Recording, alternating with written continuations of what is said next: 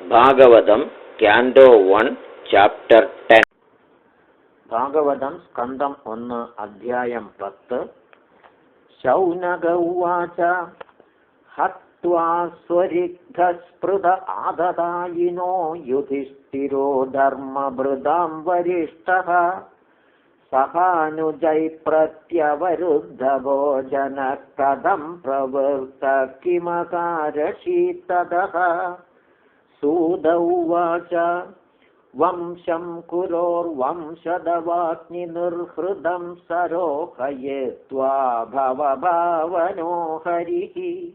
निवेशयित्वा निजराज्य ईश्वरो युधिष्ठिरं प्रीतमना बभूवः निशम्य भीष्मोक्तमदाच्युतोक्तं प्रवृत्तविज्ञानविधूतविभ्रमः शशासगामिन्द्र इवाजिताश्रयः परिद्युपान्तामनुजानुवर्तितः कामं ववर्षपर्जन्यः सर्वकामदुःखामही शिशिचुस्म व्रजान् गावः पयसोधः स्वधीर्मुदा नद्यः समुद्रागिरयः सवनस्पतिविरुधः फलन्त्योषधयः सर्वः काममन्वर्तु तस्य वै नाथयो व्याधयः क्लेशादैवभूतात्महेतवः अजातशत्रावभवन् जन्तूनां राज्ञिकर्षिचित् उषित्वा हस्तिनपुरे मासान् कतिपयान् हरिः सुहृतान् च विशोकाय स्वसुश्च प्रियकाम्यया आमन्त्र्य चाभ्यनुज्ञातः परिष्वज्याभिवाद्यतम् आरुरोहरथं कैश्चित् परिष्वक्तोऽभिवादितः सुभद्रा द्रौपदी कुन्ती विराटतनया तथा गान्धारी धृतराष्ट्रश्च युयुत्सुर्गौतमो यमौ मृगोदरश्च दौम्यश्च स्त्रियो मत्स्यसुतादयः न सेहिरे विमोह्यन्त्यो विरहं शार्ङ्गधन्वनः सत्सङ्गान्मुक्तदुःसङ्गो हातुं नोत्सहदे बुधः कीर्त्यमानं यशो यस्य सकृदाकर्ण्यरोचनम्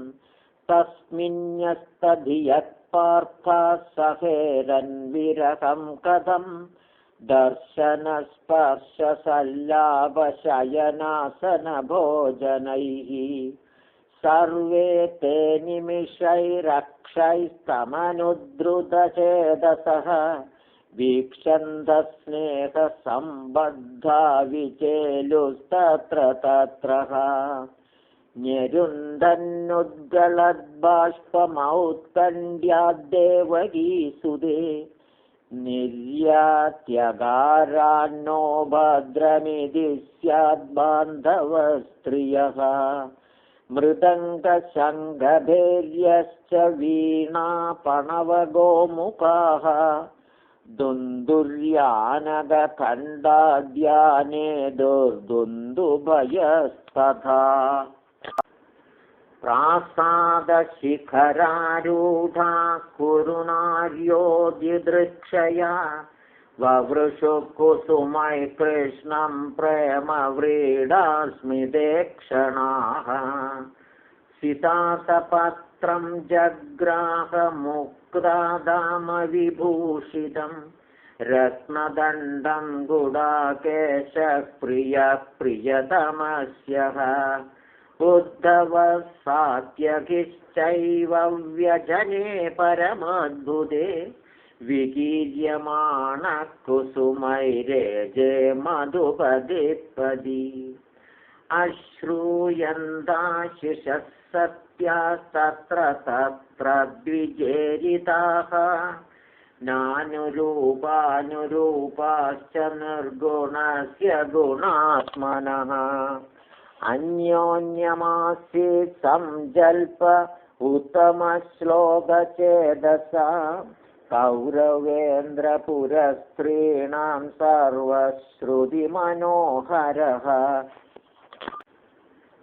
स वै किलायं पुरुषः पुरातनो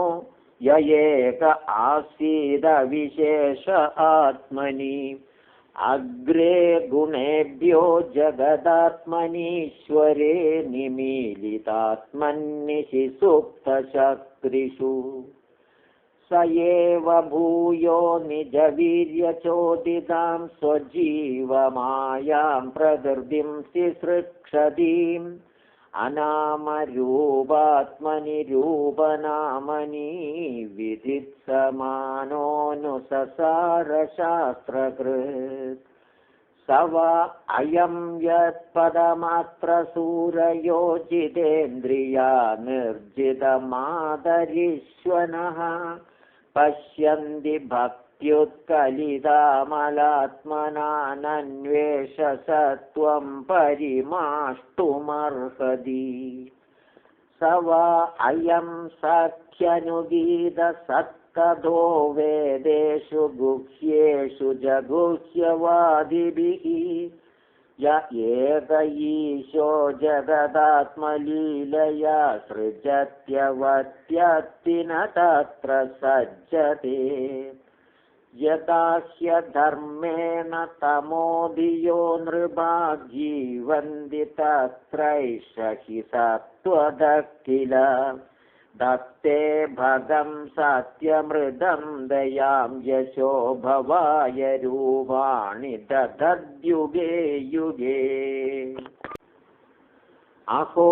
अलं श्लाघ्यतमं यदो कुलमहो अलं पुण्यतमं मदोर्वनं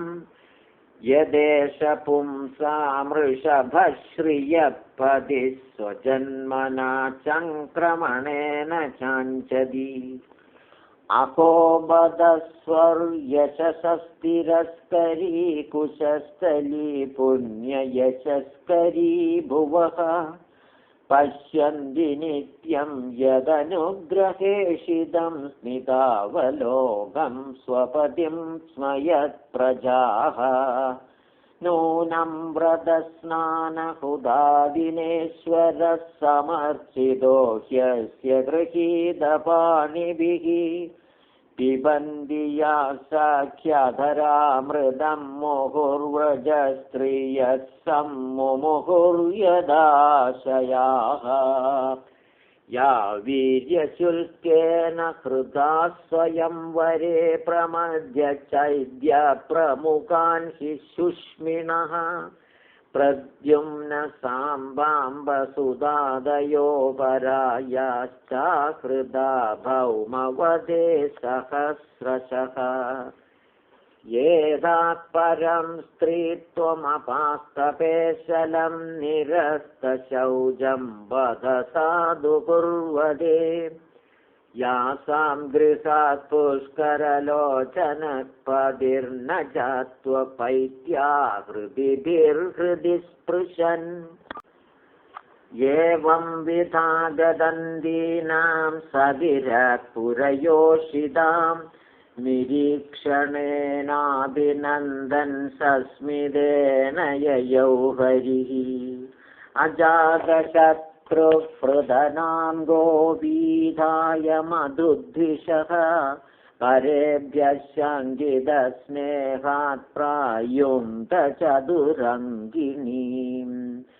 अध दूरागतान् शौरिकौरवान् विरहातुरान्